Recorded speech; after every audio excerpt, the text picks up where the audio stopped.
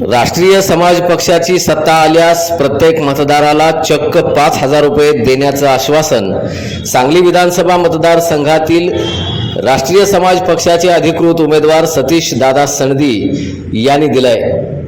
राष्ट्रीय समाज पक्षाच्या उमेदवारांना भरघोस मतांनी निवडून द्यावं असं आवाहनही राष्ट्रीय संघटक बाळकृष्ण लेंगरे यांनी यावेळी बोलताना दिलंय। नमस्कार।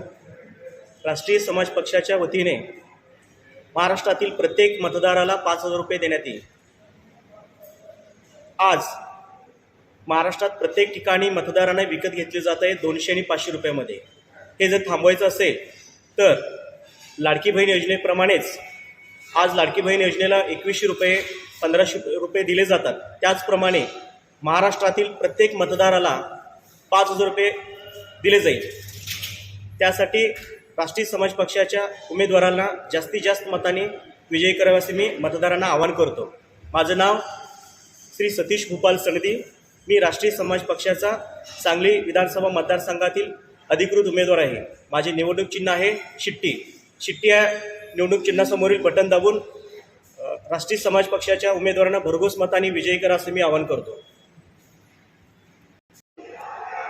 मी श्री बाळकृष्ण लेंगरे, राष्ट्रीय समाज पक्षाचा संघटक, आज या सांगली शहरामध्ये सांगली विधानसभा मतदारसंघामध्ये राष्ट्रीय समाज पक्षाचे अधिकृत उमेदवार सतीश सणदी याच्या प्रचारासाठी या ठिकाणी आलो आहे।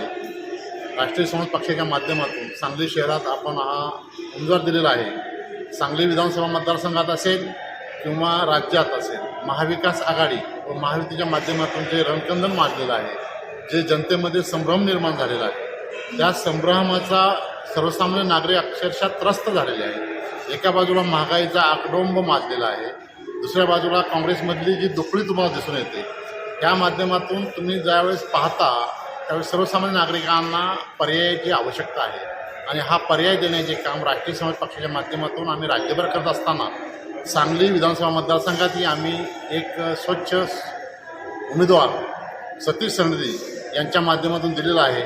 तर सांगली मतदारसंघातील नागरिकांनी, मतदारांनी याचा अभ्यास करून ज्या पद्धतीने महायुती आणि महाविकास आघाडीमध्ये रणकंदन माजलेलं आहे, जी दुफळी माजलेली आहे, जे त्यांचे खाऊबा धोरण आहे, महागाईवर त्यांचा कुठलाही ताबा नाही, अनेक नुसत्या घोषणा केल्या जातात पण प्रत्यक्षात प्रॅक्टिकली काहीही दिलं जात नाही, जनतेला उपेक्षित ठेवलं जातं आणि त्यासाठी सर्वसामान्य असलेला उमेदवार या ठिकाणी राष्ट्रीय समाज पक्षाच्या माध्यमातून दिलेला आहे। त्याला निवडून आणण्याचे काम सांगलीच्या मतदारांनी करावं अशी अपेक्षा आहे।